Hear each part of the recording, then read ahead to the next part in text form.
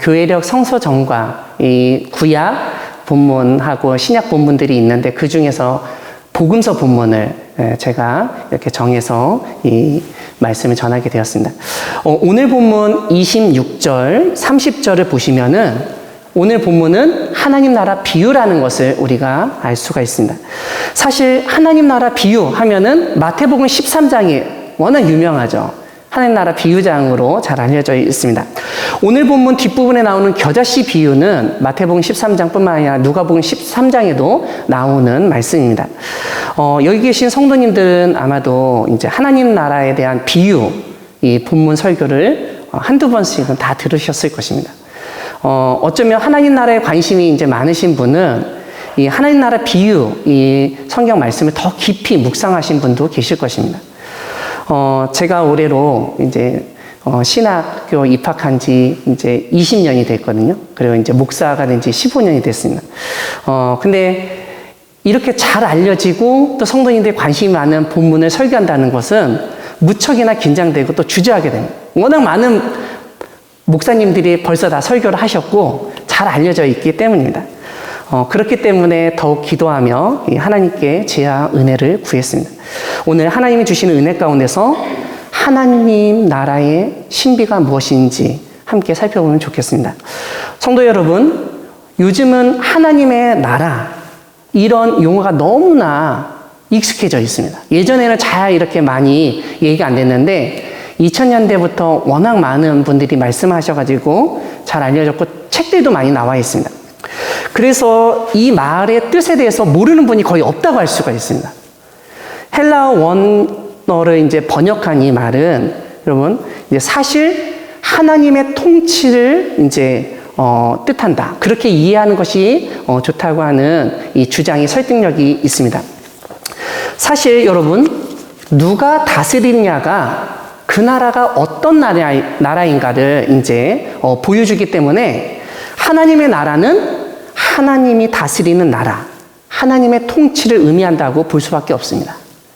이런 점에서 하나님의 나라는 하나님이 통치하신 하나님의 뜻이 이루어지는 곳이라고 이해하면 좋을 것 같습니다.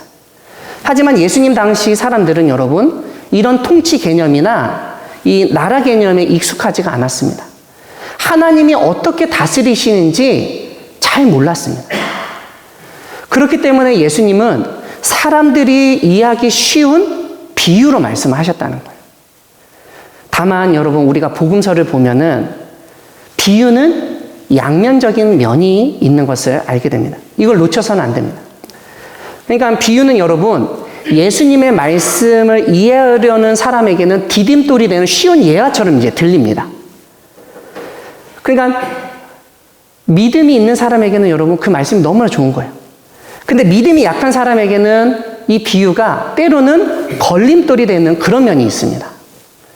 아무리 생각해도 이게 납득이 되지 않는, 왜 이런 말씀을 하시나, 이게 도대체 뭘 의미하나 알 수가 없는 거죠.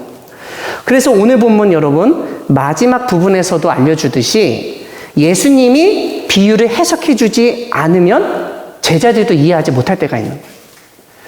예수님이 여러분 비유로 이제 말씀하신 이유가 오늘 본문 좀 앞에 나오는데요. 12절, 여러분 마가복음 4장 12절 우리 한번 같이 읽어보겠습니다. 마가복음 4장 12절에 나오는데 우리 함께 같이 한 목소리로 읽겠습니다.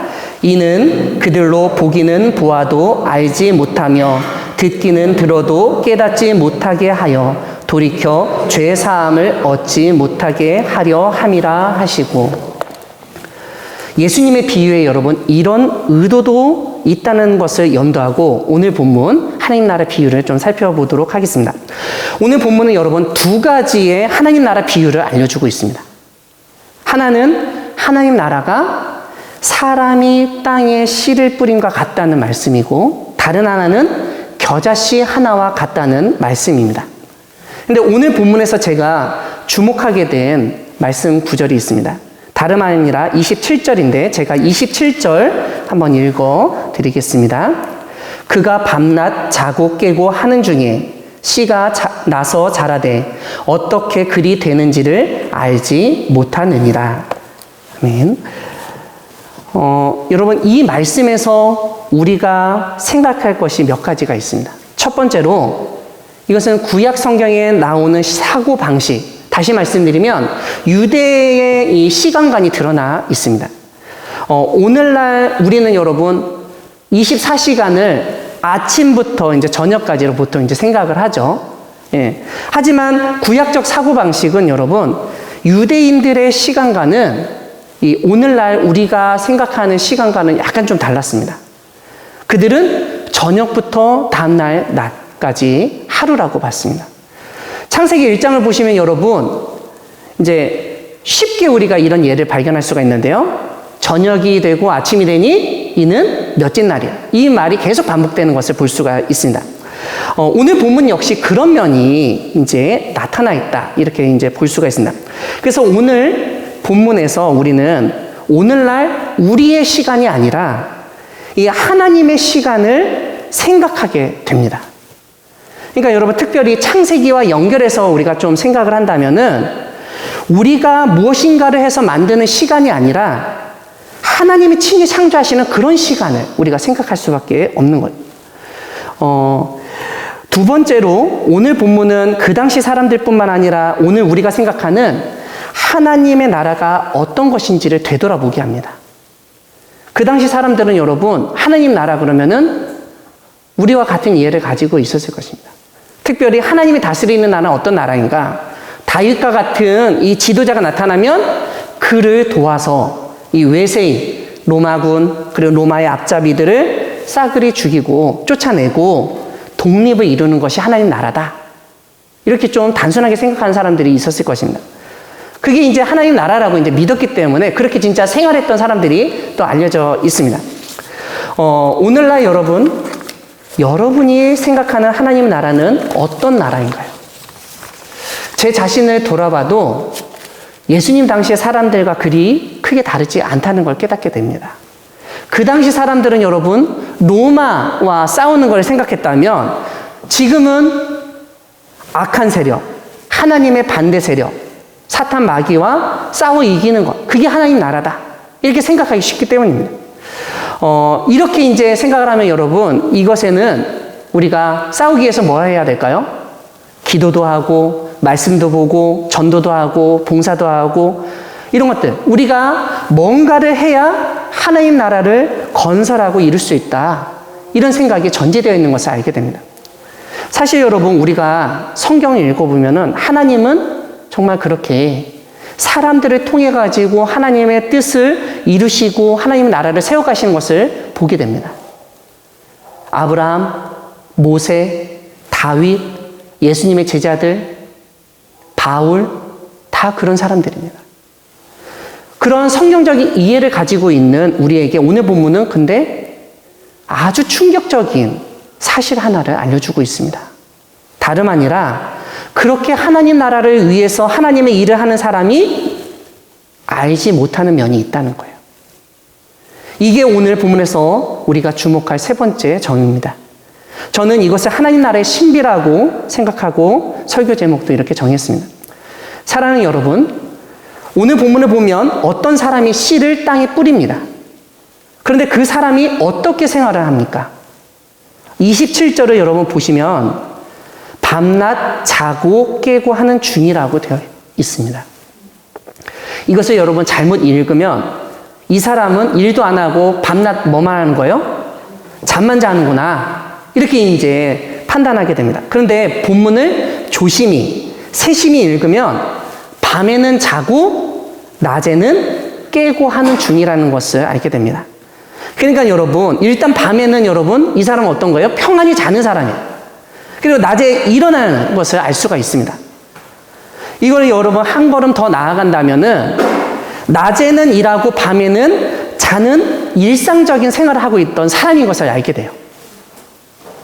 이 사람이 일상적인 생활을 했다는 것은 무엇을 의미할까요? 일단 이 사람은 여러분 땅에 씨를 뿌린 사람입니다. 그러니까 농사 짓는 사람이죠. 그가 일상생활을 한다는 것은 다름 아니라 농사와 관련된 일을 하고 있다는 뜻입니다. 제가 지금 살고 있는 곳에 주변에 논이 많거든요. 벼농사 하시는 분들이 어떤 일을 하는지 조금은 알 수가 있습니다. 지금 논에 한참 이 모를 심고 물을 대고 우렁도 풀어놓고 주변에 잡초도 자르고 하는 일들을 보면서 이분들이 농사를 위해서 어떤 일을 하는지 제가 조금씩 이제 깨닫고 있습니다. 아마 오늘 예수님이 언급하신 이 땅에 씨를 뿌린 그 사람도 그런 일을 했을 거예요. 자기가 아는 한 배운 대로 낮에는 농사일을 하고 피곤하니까 밤에는 잠들었을 것입니다. 그런데 그렇게 씨를 뿌리고 농사하지만 정작 이 사람은 씨가 나서 자라는 것을 알지 못한다는 거예요. 그 점을 예수님이 지적하고 계십니다. 여러분, 이게 정말 중요하다고 저는 생각합니다.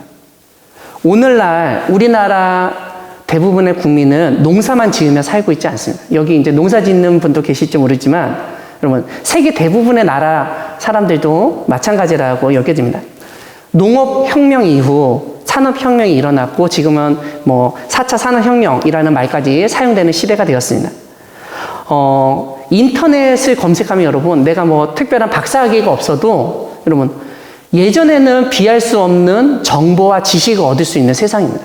그러다 보니 많은 사람들이 여러분, 자기가 뭘 모른다고 인정을 안 하는 것 같아요. 여러분. 그래가지고 보면은 자기가 마치 판사가 된 것처럼 판결하고 정죄하고 심지어 응징하려고 하는 모습들을 보게 됩니다. 이런 세상을 살고 있는 우리에게 예수님은 여러분, 우리가 알지 못하는 면이 있다는 걸 지금 말씀하시는 거예요.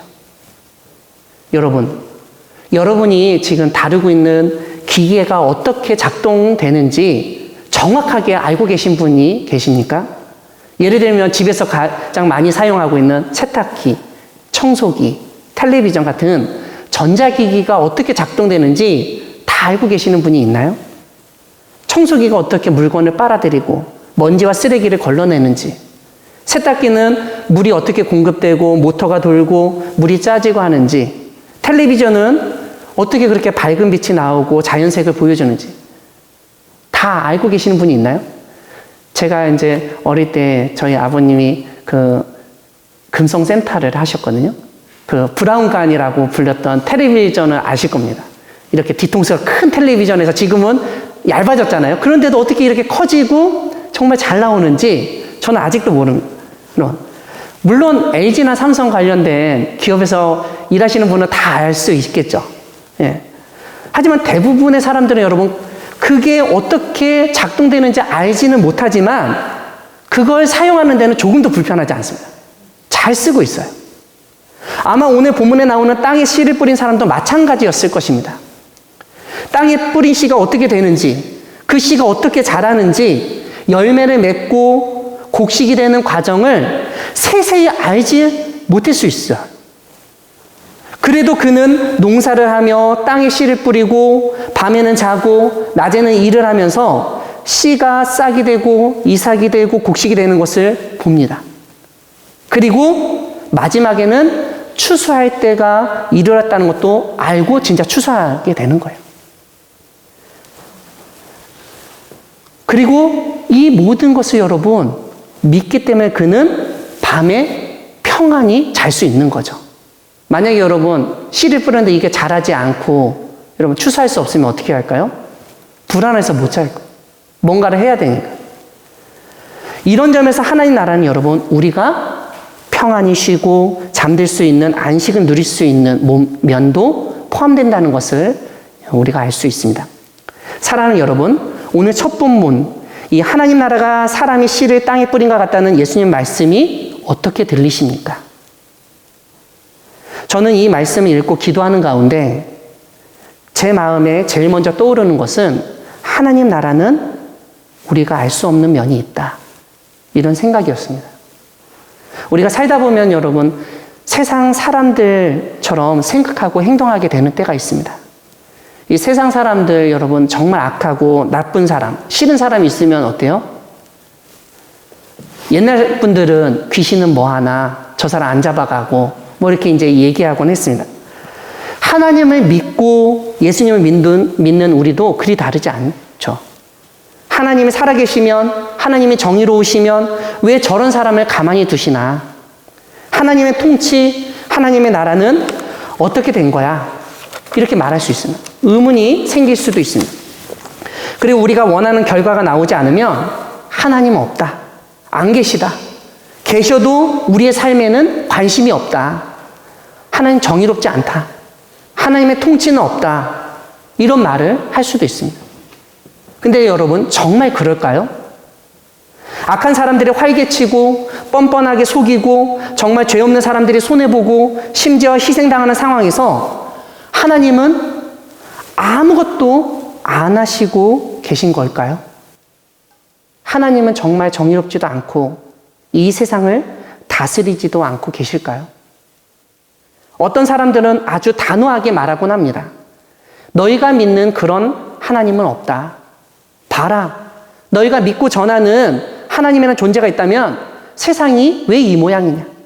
더군다나 하나님을 믿는다는 사람들이 하는 일들을 봐라. 자기 백성도 제대로 다스리지 못하는 신이 진짜 신이냐. 이런 핀잔, 조롱 섞인 말을 하곤 합니다. 코로나 바이러스로 인해서 나라, 온 세계가 몸살을 앓고 있습니다. 교회마다 어려운 때입니다.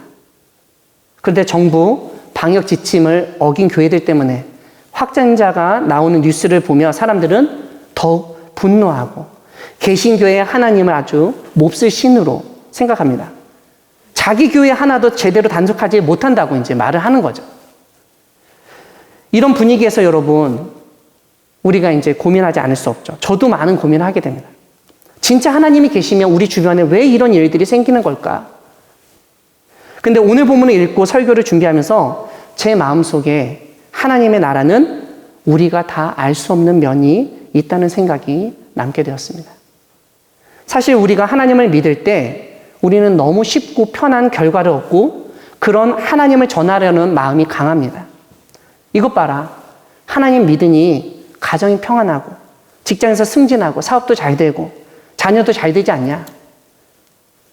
대부분의 사람들이 이런 걸 바라죠. 그것이 하나님의 나라, 하나님의 통치라고 생각을 하기 때문에 또 그것을 그렇게 전하려고 합니다. 물론 그런 면이 여러분 없지는 않습니다. 하나님 정말 그렇게 도와주시고 은혜 주실 때가 있죠.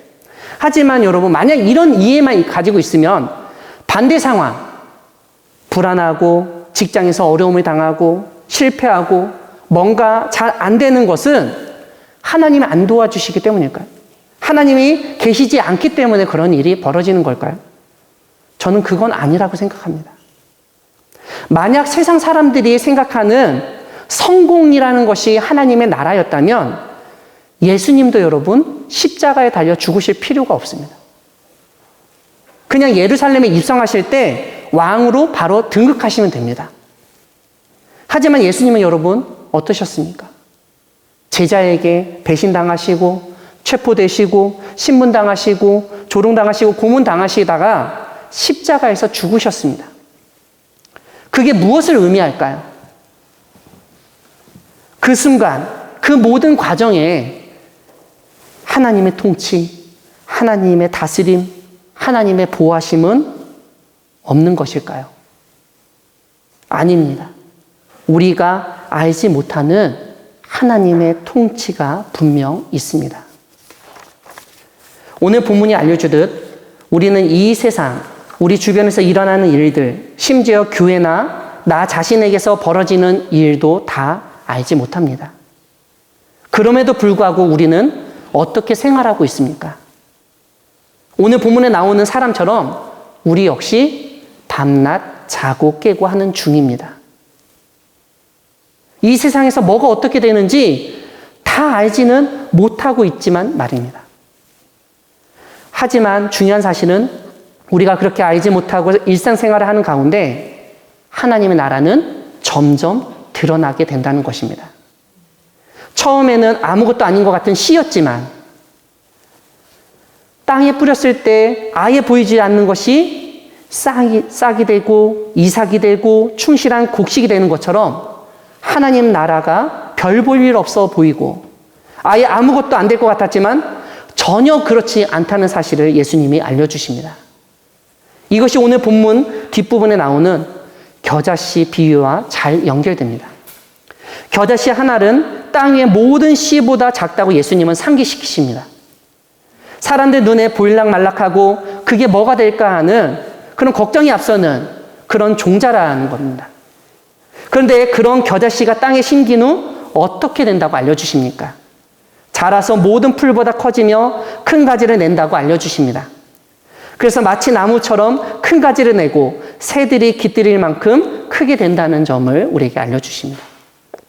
이것은 하나님의 나라는 세상 사람들이 볼 때 별 볼 일 없고 아무짝에도 쓸모없어 보이지만 막상 이 세상에 심겨지면 그 안에 담겨있는 생명력 때문에 누구도 예상하지 못한 결과가 나타난다는 것을 우리에게 보여주는 말씀입니다.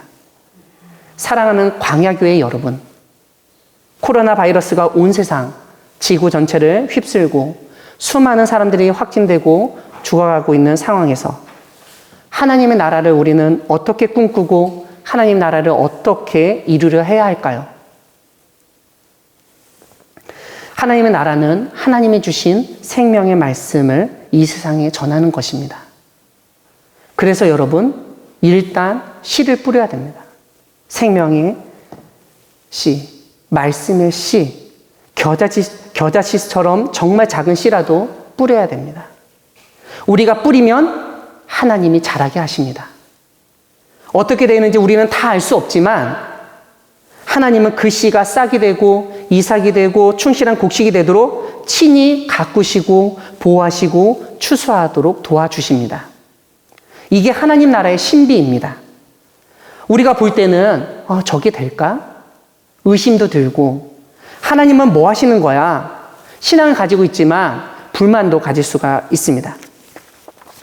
때로는 너무나 악한 사람들 때문에 노아 홍수 때처럼 악한 무리들을 싹 쓸어버리시고 이 노아 가족 같은 믿음의 사람들만 남겨두시면 좋겠다, 이런 생각을 할 수도 있습니다. 근데 만약 여러분 진짜 그러면은 문제가 있죠. 우리가 노아 가족과 같은 믿음을 가지고 있느냐가 이제 가장 중요한 문제입니다. 아마 그렇지 않기 때문에 하나님이 여전히 참고 또 참고 오래 참으신 것은 아닌가 저는 생각합니다. 이렇게 하나님이 참으시는 가운데 우리에게 주시는 사명이 있습니다. 포스트 코로나 시대에 교회가 앞으로 어떻게 될지 우리는 알 수 없습니다. 하지만 오늘 본문을 통해서 확인할 수 있듯 우리가 해야 할 일 한 가지는 분명합니다. 그것은 이 땅에, 이 세상에 겨자씨 같은 작은 씨라도 뿌리고 심어야 한다는 것입니다. 그러면 하나님이 일하신다는 것입니다. 사실 오늘 본문이 포함된 여러분 마가복음 4장을 보면 처음부터 씨 뿌리는 비유로 시작합니다. 전체가 씨 뿌리는 말씀으로 되어 있습니다. 그러니까 씨를 뿌리는 걸 강조하고 있는 것을 우리가 알게 됩니다. 사랑하는 광야교회 성도 여러분, 하나님이 우리 가운데 이 세상에서 어떻게 일하시는지 우리는 전부 알 수 없습니다. 그냥 하나님이 약속하신 말씀을 기억하고 믿고 씨를 뿌리는 것이 중요합니다. 그러면 하나님이 일하실 것입니다. 오늘 말씀을 믿고 가슴에 새기며 여러분이 있는 곳에서 하나님 나라의 씨를 뿌리고 심어 하나님 나라의 신비를 체험하고 증거하는 여러분 되시길 주님의 이름으로 축원합니다.